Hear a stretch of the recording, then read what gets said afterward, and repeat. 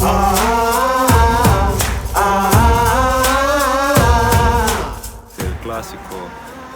balkanski, je nekakšen drugačen naboj kot pred ostalimi tekmami oziroma na ostalih tekmah.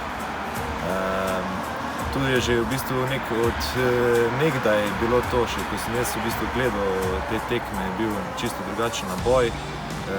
Obe ekipi so na te tekme prišle maksimalno motivirane s tistim nekakšnim še dodatnim nabojem, ki ga mogoče na ostalih tekmah ni.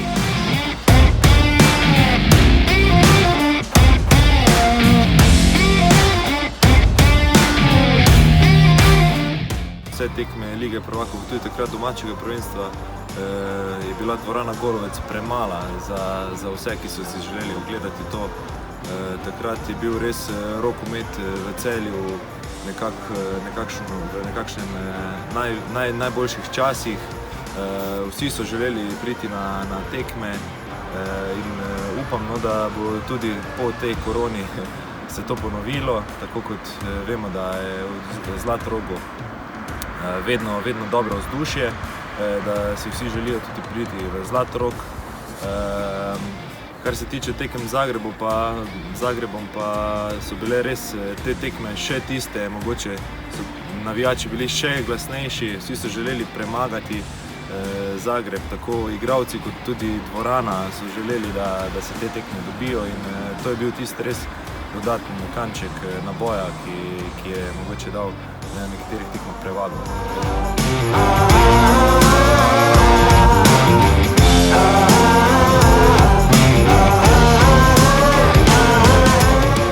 Dres Celja sem imel mnogo večkrat oblečen kot dres Zagreba. Mislim, da se bolje počutim v dresu Celja kot v dresu Zagreba.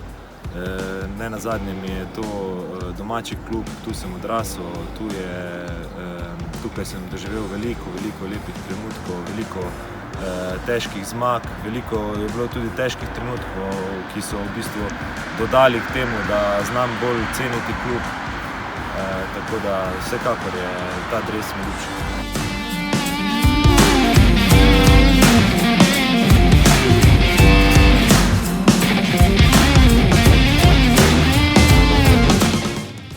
V osnovi se je potrebno pripraviti na tiste stvari, ki jih nasprotnik dela, ki so značilne za njegov stil igre, in pa na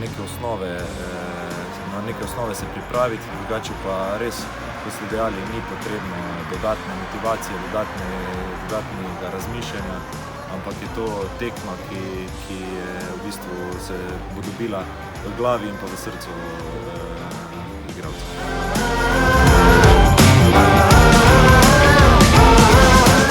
Zaenkrat še ni bilo nobenega klica.